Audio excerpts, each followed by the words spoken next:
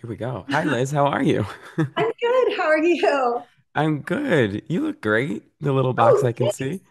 thanks. Uh, I am so excited to talk to you today. I'm such a huge fan of your work, from the morning show to now Tiny Beautiful Things, which I cannot wait to get into. I oh, just, yeah, I feel like you truly run the show literally with such kindness and positivity, it seems like, from what I've read, and it kind of shows through all the projects you do. So I can't wait to talk to you. Thank you for taking the time. Before I just keep complimenting you for hours and hours, I guess I usually like to ask at the top, how are you at taking compliments? Because I'm guessing you get a lot of them. oh, I mean, yeah, I don't know. Okay. Okay. They made me feel great. Yeah, it's funny. We had a screening last night and people were so sweet. And I was like, oh, I guess I'm okay. I'm a writer. So it's like, I both want it and am uncomfortable. I'm both and. Yeah, duality. I think that's okay to have, but it is such a funny thing because we want them and then sometimes we get them and we kind of shy away. And I don't know if it's a systemic thing of trying to be humble or we just feel awkward, but it is so Yeah. weird, right? Yeah, but I mean, listen, what you said specifically, like that's what you aspire to. It's such a nice thing to say. It is really kind. Oh, well, I'm glad it touched you. Since this is the Art of Kindness podcast, I'm sure I'll drop a million compliments along the way, and I mean them all. And we're here obviously to discuss your latest project, Tiny Beautiful Things, which I got a chance to see a couple episodes of, and I just loved so much. I feel like it grapples with the questions of what it means to be human overall. And Liz, I think a huge part of humanity, humankind, is kindness. So I would love to know, just to start out, what is your definition of kindness? I guess, I guess in a way, when I think of kindness, I think of making other people feel good. Um, because so much of being, I can perceive something as kind, but if it's not received as kind, then it hasn't really done its job, if that makes Yeah. sense. So Yeah. I guess I think of it that way. And peep the nails. We got some sunshine coming in from your nails. Nobody can see them because this is a podcast, Oh but yeah, it just made oh me yeah. smile. Always a color. I'll keep like Hello. one color for 2 years. Hello, sunshine. Yeah, Is exactly. sorry, I'm a cornball. Is there an act of kindness that you feel like you remember as kind of changing the trajectory of your career? You're someone people look up to now, so I would just love to know if there's something that you feel like kind of pushed you there and maybe somebody that lifted you up. Absolutely. And it's funny because the first thing that popped into my mind, so I'm going to say that and not like overthink it, is something that could be perceived as unkind, which is that I had a mentor, Josh Reams, who's a wonderful writer and showrunner and taught me so much of what I know about writing and really show running specifically and running a writer's room. And we worked together for years on a show called American Dreams. And it was my first job. And I loved it so much. It was my first job as a writer on staff. And he kind of pulled me aside and was like, look, if you pitch something once and twice and then a third time and nobody like clings on to it, don't keep pitching it. Mm.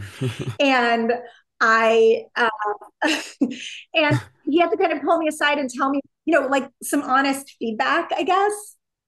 And it was really Yeah. hard to hear, but it helped me so much. And I remember thinking, as hard as it was to hear, it was probably harder for him to say. Mm. Um, because none of us want to like ever feel like we're hurting someone's feelings. And he's such an empath and such a kind person. And I remember thinking like, he's not doing this for his benefit. He's doing it for my benefit. He's Yeah. doing it to like help me have a career.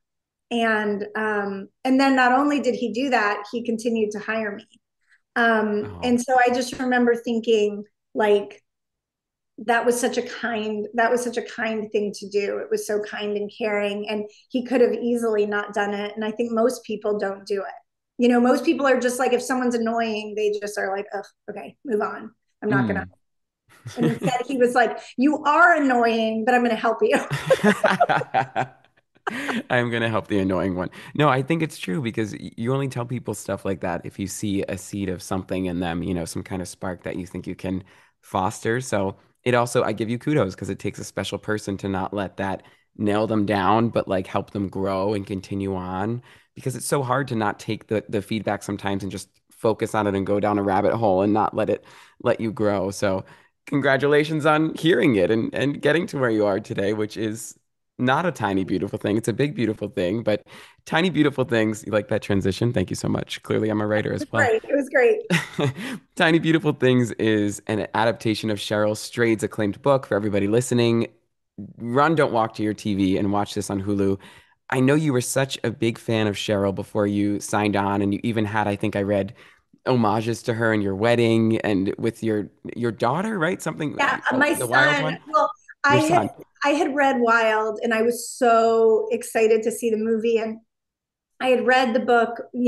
I had read Wild right when it came out, and she had a Mary Oliver quote in the beginning of the book. And Mary Oliver is one of my mom's favorite poets, and she'd given me so many of her books and writing. And anyway, it was the probably most popular Mary Oliver quote, which is, "Tell me, what do you plan to do with your one wild and precious life?" And I Mm, loved that was in the beginning of Wild, and it was such a wonderful quote for that book.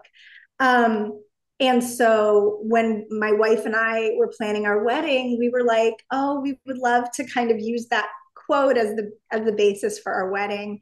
oh, And then when we named our son, we loved the idea. We were like, maybe we could take something from our wedding. And then we ended up taking that and naming him Wilder. And so it was like wild, wow. there was a touch of like Little House on she was like, we're not doing this for Little House on the Prairie, are we? And I was like, no, definitely not. But we kind of, but Oh, really that's amazing.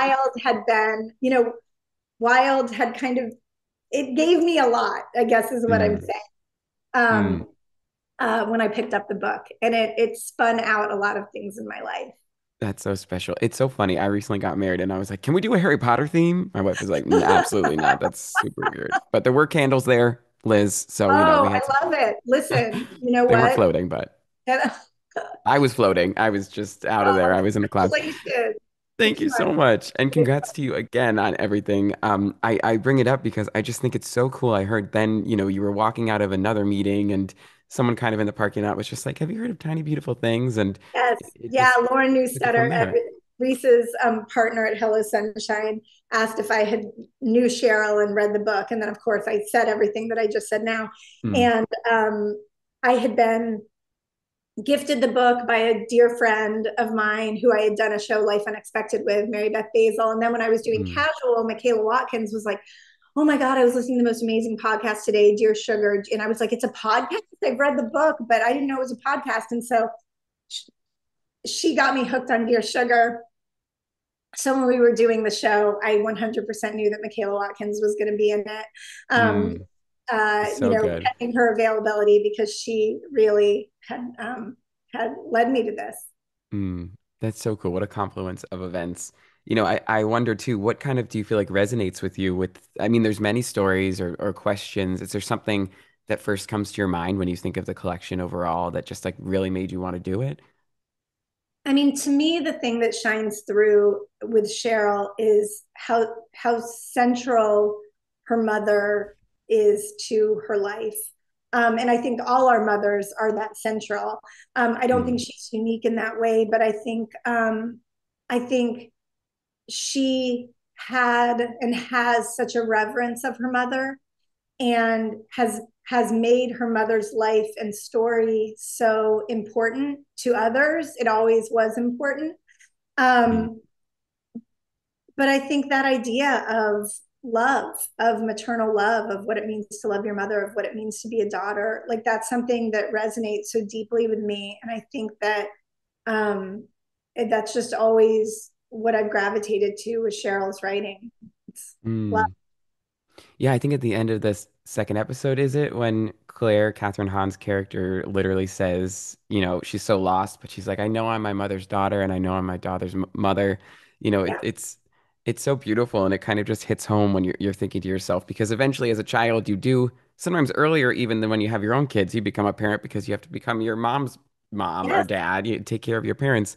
So it's Yes. such a cyclical Yeah. thing, and Yeah. I feel like for you with that intention, there's also the quote that she wrote, uh, something about jumping high and hard with intention and heart. And I feel like you dove Yes. into the show with that, but it's Yes. Yes. such an undertaking. So for you, when I first started watching it, I was thinking right when I pressed play, how did you kind of tackle this rich and beautiful story that has series of stories in it? What was like your first step in the how of the storytelling? Yeah. Well, I mean, I spent a lot of time being very intimidated and not knowing how I was going to do it and being in like a flop sweat panic. And then once I kind of got Thank you through for the that, honesty. I appreciate that. yeah, yes, no, I was really, I was like, this is hard. They're columns. Like, how do you? And then of course, at your first thought, you're like, well, I should tell the stories of the people who wrote in. But I think for me, I kept having to go back to like what draws me to this. Like, am I drawn by the people writing in, or am I drawn in by Cheryl herself? And to me, it was how where did she get this knowledge? Like, where did she get this wisdom? And I mean, I think we all have deep wisdom within us. She has an ability to articulate it in such a beautiful way and distill it in such a elegant way, Mm. that I don't think everybody has, but we all have experiences and we all have wisdom to give. And so I was just curious about where it came from, and the stories that make you who you are and able to Mm. be who you are and able to help you survive. And so I knew I wanted to, I started to get really hooked into this idea of like a nonlinear narrative and a different way of telling a life story, while the center of the story didn't center on the past. The center of the story, was about this woman in the present who had yet to become the thing that she wanted to be. So then Mm. I started to think about, and Cheryl and I started to talk about like the ghost ship nature of the show. Um, this idea that their paths um, diverged at some point, so that now our Yeah. Claire is very different from Cheryl. She's a person who hadn't hiked the Pacific Crest Trail or hadn't become the writer she wanted to be. And what does that look like? And how could Claire be like a lot of us in our lives, where we have jobs, we have families, we do all the things that you're supposed to do. We've hit all those benchmarks that society tells us to hit, that Mm. validate us. We've proved we're lovable. Someone has wanted to marry us. We proved we can take care of things. We have a child, all of those things. But what if the conflict isn't coming externally? What if the conflict is coming internally of like, I wanted to do something, like I wanted to be something. And at one point, I stopped doing Mm. that. And I stopped doing it because I suffered a devastating loss. That, and, you know, I think the question that gets asked really powerfully in the series that Cheryl asks is like, what does it mean to heal Mm. and to move on and to let go? And of course, we know that you never move on from grief. Um, and you may not even heal from grief or that loss, that embeds and that will always be a part of you, but that there are parts of you that you can heal by doing, and that Yeah. there's something that she has needed to do, there's something that she's needed to become, and she's not going to heal a part of herself until she becomes that. And so that felt really worth exploring. Yeah, I think that curiosity comes through because you could tell everybody was so hungry to learn more, and as they're going, tell this story. And I think the way to touch on grief, like you were just saying, that grief is painted in this series. I mean, you guys didn't skip a beat, and I think it could be very confusing, the path you chose to have all of a sudden a flashback, but then Kathryn's there. But it wasn't. It was so clear, and I think for me it hit home because all these years later, she's still grieving her mom. I personally still am grieving something from my childhood. And there are those moments, just like you're on the bus and then you remember something, and there's the girl, girl Yeah, with the balloon. And it was just yeah, so beautiful the way it was. Oh, that you did that. I'm just commenting on it now, which I shouldn't be. I should ask a question, but no, um, that makes me so happy because, of course, there was so much discussion about like, will flashbacks be confusing? Will people understand it? I so loved the idea of showing like how all these selves live inside of you. Like you just mentioned, like mm, childhood grief. At any moment, you could be taken back to that age and you could feel like that boy or, that person. Who had a loss, and yeah, that at any moment we can be our 6-year-old selves, our 11-year-old selves, you know what I'm saying? yeah, So I loved the idea of exploring that, and like the fluidity of who we are, and that every age lives inside of us, and that mm, time, and past and present are much more interwoven than yeah, think. That your past isn't just in the past, your past is in your present because it's still within you. So you can be sitting there with your past in a mm, lot of ways. And I got really excited about that. I was also fearful that people wouldn't get it and that yeah, people would be confused. But I also wanted to approach the show giving the audience a lot of credit. mm, And I felt like I felt like the people who felt it would get it, you know? yeah, yeah. I feel like you nailed it. I mean, I felt it. I don't think I've ever seen anything like that in that way that was showing grief. Just it really hit home for me, and I can't wait to continue watching the show. All these moments with Claire, of course, who's played by the phenomenal Kathryn Hahn. I'm such a huge fan of her. What Yeah. kind of conversations did you have with her, either about, like you were just talking about, this grief journey, or just bringing sugar to life in general? Yeah, I mean, she was so intrigued by like how the letter writers, how her character would interact with the letters and the Mm, letter writers and the questions. And so we spent a lot of time kind of thinking about that and talking about that. But I think you know, I think with Kathryn, in some ways, it was less talky and more feeling. mm, She is such a, like, she is such a fearless actor. She's so able to just put her guts on the table, and kind of just bear it all. And she's able to be everything at once. Like, she's not yeah. like, you're being likable now, you're being unlikable. She's like, within, I mean, I think in the pilot, when she like looks at her family after she's been drunk, climbed through the window, woken them up, forgotten she's not supposed to be there, and then she basically calls them assholes. Yeah. You know what I mean? And it's, she's an asshole, but like they're kind of being assholes too, And I feel like when she says it, I'm really with her. Like, yeah, what Yeah. to me, you know? Yeah, she's And very she just persuasive. brings that, and being on set with her, yeah, I have to say, like, those first few days on set with her, where I was really seeing her up close, like do her thing for the first time, I think they were the most exciting days I'd ever had on a set.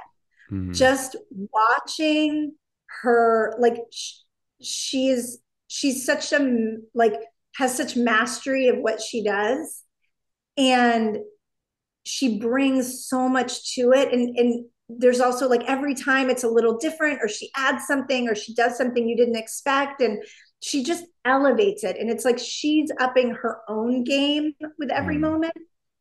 And to watch that, to be near that, to think that like wow. you could write for someone who does that with it, Yeah. um I mean, it was incredible. It was incredible. Yeah. I mean, she's someone who's not just painting with one color. She has like 20 different colors on her paintbrush at once, which I think the show does too, because there's even these moments that just are so multi-dimensional with her at the end, where her and her daughter are having a conversation, I think at the end of the first episode, and then the letter falls at the right time, and she's kind of answering the letter and saying thank you, but it's also to her daughter. But there's just so many things going on at once in this show, which I love. In this crazy business, you hear all the time, at least for people like me that are still taking classes and Yeah, learning, you hear show don't tell is like one of those kind of yeah, cliche comments you get. yeah, And I feel like this show shows so beautifully in a way, and I don't even know if it was purposeful, but it opens in the darkness at night, and then her first flashback is literally like bright Christmas colors and seeing the yeah, past in a rosy way. And then another yeah, weird moment that struck me is her at the therapy session taking the elevator, but the husband's taking the stairs, which is showing he's down to put more work in, but she goes like an easier route, and just wants to get it done. How did you kind of go about defining these things? And were these things purposeful? Were you looking to have like a lot of kind of symbolism, I Yeah, guess? yeah, absolutely. No, I mean, you're bringing up such great things. And I think it was funny the cutting back to the past, Rachel Goldenberg, who directed the pilot in the second episode, who is just, I mean, sh I love her so much. I'm such a fan of hers. And I was so, we went to the same, we both went to Ithaca College, but she was like 10 years younger than me. So I was very Yes. aware, for some reason, I think because we were so inhabited the same place at different times, I was Mm. so aware of our age difference. And I was so amazed with, in a way, how much younger she was than me. Not, not, she's not a baby, but her command, like her certainty, but her collaboration and her openness. Like she just was so collaborative and capable. And anyway, she's the one who came to me and she said, when we were talking past to present, she said, we kind of cut into we started originally with kind of a sadder scene in the past where they're already opening their presents. And it was Mm. her idea. She said, my college roommate used to do this thing. I used to go home with her at the holidays. And for Christmas, they would roll call the kids out like they were like coming off a bench, like, to enter a game, like so and so. And she said it was so fun. And I'm like, I love that. Like, let me write it. Let's do that. And so what it Mm. ended up doing was like joyful introduction to Merritt, to Sarah, to Owen, to their characters, where you like knew you were cutting into this like humble place, but like full of so much like light and love. Mm. And even just the light flares when you first meet Sarah and she like comes into the frame. I loved it. And Yeah. that was Rachel. That was all Rachel. Wow. Um, Yeah, it gives it such a beautiful place to go. And I love to hear that about Rachel too. I was curious with you. You were saying she just has this powerful presence, but she treats everyone with kindness. And I feel like that's such a hard balance to strike. I've read a lot of quotes about you, and I have some friends that have, gotten the opportunity to work with you. And everybody seems to be collectively saying that you lead a very positive set. So I oh, would love to know I guess how you do that. Is that something you're cognizant of? How do you balance those moments where something's going wrong, but you have to kind of yeah, still be kind? yeah. I spent a lot of time talking about this in therapy. Oh, okay, perfect. Let me cross my legs. I'll and put my Yeah. glasses on. I you know what? Like at my core, all I want in life is family. Like Mm, all I look to do in any situation is create like little families. And I feel like that's why TV is so perfect for me, because you have this intensive time where you do this thing. I mean, it's like going to summer camp, and like even if you're only there a week, you feel like you know everybody. You're like, oh my God, my life has changed. You have these little families. And so yeah. that to me is what I try to create. Like, I want to create a family, and I want to, I used to be a kid in that family who didn't have the power to create it, who could just hope I was in a great family. And now Mm, as a showrunner, I do get the opportunity to kind of create families and almost like curate a family. And I think that brings me like that, it brings me not only joy, but it like fulfills something really deep in me. So mm, it's so important to me to be that mom, a yeah. mom who can like hear everybody, who can listen, and who can also make decisions and keep us moving forward and keep us on track. Mm, But I, yeah, I try to lead a very maternal room, a maternal set, and I do love it to feel like a family. mm, Where everybody has a voice, and I hope everyone feels really important for and vital for what they're contributing. And mm.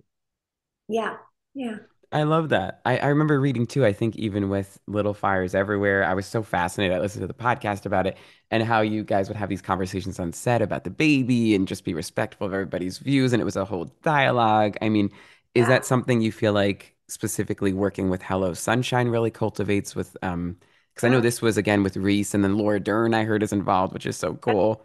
Yeah, totally. Yeah, Reese and Laura and Cheryl. I mean, this really came out of their. I mean, this came out of their family. I mean, they became a Mm. family to a child, and they wanted to like keep it going. And Cheryl Mhm. said, I think Tiny Beautiful Things would make a great series. And so it didn't happen in an instant, but like that was born out of a real familial like love and sisterhood, I would say. Mm. And I think Hello Sunshine absolutely creates that. When we were doing Little Fires, that show, like this show, was helmed by women. And I was so struck by how we would all like step in for each other. You know, Mm. um, it was like, just even just from the perspective of being like working moms who wanted to be there all the time, but also, had children that we wanted to see, or children that we hadn't had yet that we wanted to have, all of those, Yeah. and how people would step in and be like, let me get this for you. Like, I'll hold this so you can go do that. And there was Mm. never that feeling of, um, oh, I'm doing so much, or this person isn't doing enough. It was all like, let's carry it together. And sometimes I'll hold a little more, and sometimes you'll hold a little more, so that we can Mm. put our attention where it needs to be. And um, it was incredible. Like it was incredible. And I would say that they really lead that way. And I think, Mm. you know, I think female leadership is specific. And I think that it's different, and I'm Mm. not saying that anything is better or worse, but I think that there are really wonderful things that come from female leadership. Mm. Me too. And I think you reminded me of that song, The Weight, take a load off Fanny, put your load on me. I think that's Yeah. so special. And I'm like, I wish there could be a Little Fires Everywhere season two, but I guess you guys told that story. I'm Oh like, man, I know. I was just saying, like, where did Izzy go on that bus? right? Yeah, come um, on, let's do it. I know. It's the heart. It's a limited series. You have to like. It's so hard to say I goodbye. know. I guess we can always rewatch it, but that would be a surprise if it happens. And another surprise, because I love a corny transition. Here we go. Is that I have a little bit of a surprise game for you if you're down to Oh, play. I'm down. It's Liz, it's not even much of a game. Basically, it's called the compliment game, and I reached out to someone in your life for a little quote about you or a loving statement, and I'm going to read it to you, and then you have to guess who said it. Oh my gosh. This is specific to the project, Tiny Beautiful Things, which again, like Tiny Beautiful Things, Little Fires Everywhere. I feel like your next project will be Oh yeah, like I know. We said we're small. gonna really try to like cut down on the words. We're gonna just like one project that's just like one word. No, or have like another, like maybe small, or like what's another trivial? What's another word for Yeah, I tiny? got it. Yeah. All versions of little and like miniature, Yes, mini. I see the through line.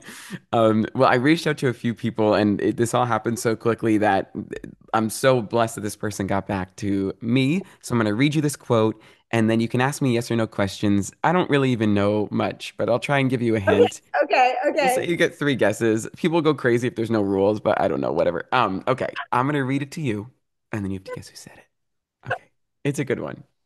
There's kind of a hint in it too. Okay. Okay. Oh, I'll stop talking. Okay. Liz is a beam of positivity and light. She wants a writer's room to feel like a group of friends getting together for a hang.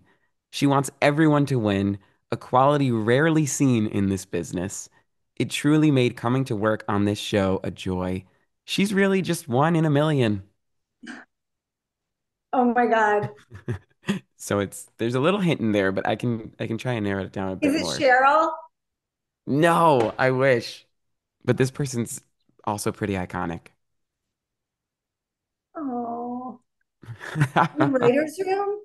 The writer's room.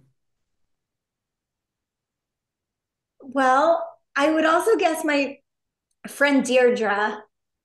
This might Um, this is Deirdre probably Shaw, who's in the writer's room. Okay. no. Okay. I bet a lot of people feel this way about you, so it's probably not that easy, which is a good thing. That's really sweet. I don't know. I don't know if it is. It's so Okay, this sweet. this person I guess took Broadway by storm a little while ago and is a fantastic playwright. Oh, Jocelyn? Yeah, Jocelyn. Oh, Jocelyn Bio. Jocelyn. Oh, that. That's really sweet.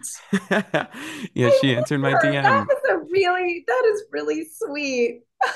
Oh, yeah, I'll have to send it to you. She seems like such a great person, as do you. Jocelyn is such a great, she was so incredible to have on staff, and she was in New York. So everybody else was, well, Des was in Portland, but everybody else was pretty LA based. And so Jocelyn had a little bit of a different, schedule that she was on Hmm. because she was 3 hours later. And she just brought so much to the show. And she is just such a, like, I don't even mean to say she's an up and coming voice because she's already like up and come. But I feel like even though she's already been so successful, like I'm just really excited to see where she's going to go because Hmm. I think this is just like, I think she's just scratched the surface, and like the surface is like amazing. Um, so I'm excited for her. She has a lot of good in her life. Oh, me too. As am I excited for everything you do. And it makes me wonder now that you're in this position, looking back at the story you told earlier when we were talking about kind of having a conversation where just stop pitching ideas that maybe aren't working. How do Yeah. you handle that situation now as the leader in charge? Oh, that's a good question. You know, I think one thing I think one thing I try to do, well, I don't know. It's like I've been in rooms, I mean, definitely like on staff, where I just have been like, I think of a great room as like you have a ball, like a hot potato, but like, let's just say you have a ball, like a Hmm. kickball. And you basically are throwing the ball like really fast around the room. And the best rooms are the people who like dive to get your ball, even if the Hmm. throw wasn't perfect, and that they somehow manage to dive, catch it, and throw the ball, right? Hmm. That they don't just like let your bad throw just hit the floor and bounce, or like hit the floor and not go anywhere. And and I think what I try to do is um find what I like in the pitch that's been given. Like to me, that's the catching of the ball. And the catching of the Hmm. ball is also like not ignoring what was said. So let's say that somebody pitches something and I'm like, that's not really what I want to do. What I would probably say is, I'm not sure that's what I want to do because of this, but Hmm. here's what I like about what you said. Like Hmm. what you're pitching is really propellant. And I like how you're propelling the story forward. So I wonder if there's something in that that's not exactly that, but it has that propellant quality. Like I Hmm. really try to hone in on like something that feels good within the pitch, because I also feel like that's how I take the ball and I keep passing it. Hmm. So now, okay, propellant, that's what we're doing as we pass the ball around. We're Yeah. thinking about that, you know? Um, I, I, I, I hate it when things drop, and I hate it when the room stops. And I don't Hmm. like it when people ignore what somebody just said. Like I've Hmm. been in rooms where it's like everybody's just pitching, but nobody's like listening to the person. Like you're not responding. It's like Yeah. everyone's just seeming to have a conversation with themselves where they Yeah. just say their ideas in any order off anything. Hmm. And I'm like, what? Did we forget like how you talk? Like someone says something and then you say something that is Yeah. something to do with what that other person just said, like basic. Um, Yeah, it's the and same when so, you're hanging out with people. Like I love friends that will go down the weird rabbit hole bit with me of doing a random improv that makes no sense. Like you yes, want people that are actually going to listen to you. That so it that's is very very respectful. improv. Yeah, it's very improv. Mm. It's very like yes and. Mm. Um, and so yeah, yeah. I mean, Yeah. I find it easier. I will say back to my friend Josh who gave me the advice.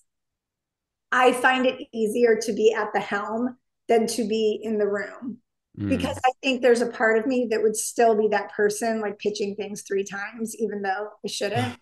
Well, third Like time's the that charm, so still, I don't know. it still lives inside of me. And I have to Mm. be like, remember what Josh said. Remember what Josh said. 27 years old. He told this to you when you were 24. Remember what Josh said. So yeah, I find my place like leading the room Mm. maybe a little better for me. Yeah. Well, I love your use of I wonder, just those two words. I think people listening that's applicable in all areas of life instead of coming at someone with, no, that's not going to work, or a no, or something really hard, Yeah. in a creative situation, at least, saying I wonder is a much more positive way to kind of spin it. So I think that's very important to just Yeah. mark. Yeah. Yeah, I like that.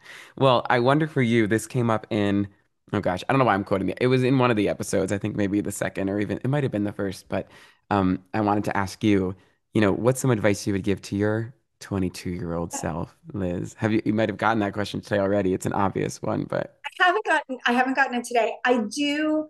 My question is somewhat, I mean, my answer is somewhat superficial, but it was what somebody told me later that I had wished I had known, which was not just to sunscreen your face, to also sunscreen your neck and the back of your. yeah, Everyone gives all that's this attention to your face, but at some point you're going to be like, oh, wait a minute. I should have sunscreened everything that's constantly showing. So, yeah, that is something I would tell my 22-year-old self that I wish someone who was mm. 47 told me when I was 22. And Even I, when you go in the car, when you're driving and you just get that weird half thing, it's like it yes, comes out of but also nowhere. your hands, like you don't think about it, like you're driving the top of your hands. But Yeah. I think also,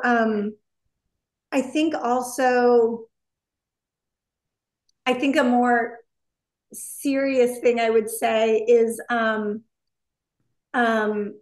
don't rush to answer the questions. Like, like living in the questions and having questions are great.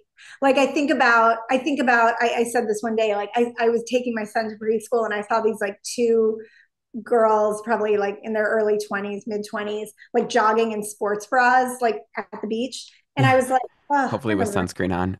Yeah. I was like, I hope they sunscreen their neck. But I was like, tell them that. No, I was like, oh, I remember when I used to like jog in just a sports bra at the beach. Anyway, so I was looking at them and I was like just imagining exactly what they were talking about. And I, Mm, I figured that they were probably like, who likes them and are they going to get, and like they're in another wedding, but when are they going to get, and like nah, nah, nah, nah, mm, just the conversations that like women in their 20s have. And I wanted to like roll down my window and be like, first of all, don't worry about these answers. Like you are going to live into all these answers. Like whatever you want, you are going to get. mm. And it is so fun to have questions. Like I was, I'm like driving and I'm like a mom in my 40s who's married and I'm like, it's great. This is what I aspired to. It's what I wanted. Mm, But like there aren't always a lot of questions. Like I'm like, yeah. oh, this is what I did with my life. This is my career. This is my spouse. This is my child. This is where we live. Like Mm. full of the questions that I used to ask in my 20s and so want the answers to. So I just wanted to roll down my window and be like, enjoy the questions. Don't rush to the answers. Like like the questions are so great. Uh, Yeah. and I I would want to also, see that in a scene of something, or just a character yeah, rolling oh down my the window. God, I would love to. And I also sometimes, it's funny, we had like my wife and I had someone who was 30 like staying at our house this weekend, and I never got to pull her aside, but I heard her talking about like dating and like all these weddings, and I wanted to say like, if you could take all the energy that you're putting into worrying about like who Mm, likes you and dating, and you could just think, I'm literally not going to make this my worry, you would have so much time on your hands. Like you mm. would have so much time to not be consumed with worry about this. But we all do it in our 20s. Yeah. What do they say? If you worry, you suffer twice. It's a Exactly. time-consuming activity that we don't need, but is Yes, employed totally. upon us. Totally. Anyway, I love that's that. that's my advice. I mean, more applicable, I would say, Yeah. also more actionable would just be if I had a daughter who was 22, I would be like, we're going to freeze your eggs right now, and Mm, you're not going to worry about time or age for the mm. next 15 years. That's it. I love that. Enjoy your life. I mean, I can't wait till you get a talk show, because you're just so fun to listen to and watch, and you have great advice. I'm like, I need a talk show of you driving on the street, Billy on the street style, maybe just shouting out motivational things to people. Um, I've so loved getting to talk to you. I'm such a big fan of your work, and I would just love if we could end our time together by you sharing maybe a kindness tip, so something actionable that you think people could do every day that could kind of catch on and make the world better in its own tiny, beautiful way, I guess. Oh, I love that. Um, I think I think we move so fast. We move so fast and our interactions happen so quickly.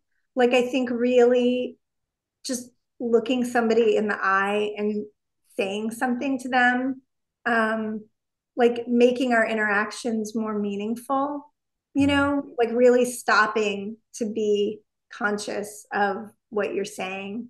And I think to tell people how you feel about them, you know? There's so many times where you don't get that opportunity and you wish you had. And I think telling people in the moment what they mean to you. Mm.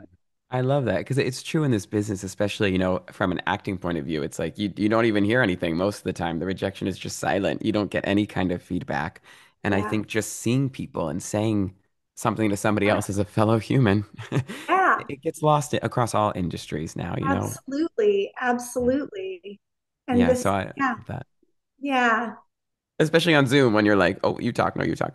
I I appreciate that, and I really appreciate your time. And again, I think it's just so beautiful how curious you are, and I hope you stay curious because your curiosity and pursuit of answers, which I think is kind of part of life, is just really compelling to watch and relatable. And I can't wait to see what you do next. And I hope everybody watches this show because it really is, it's a big, beautiful thing. So thank you. Oh, you're so sweet. Thank you. This was so wonderful. Oh, I'm glad. You're such, you have, whatever. I mean, you have such a lovely energy and Oh, make people feel really good. oh, thank you. Made Well, me you do. feel really good. Thank you. I'm so happy to hear that. Thank you for saying that. You do the same for me when I watch your work. So I'm glad I could do that for this little slice of time, and I hope the rest of the day is equally as enjoyable.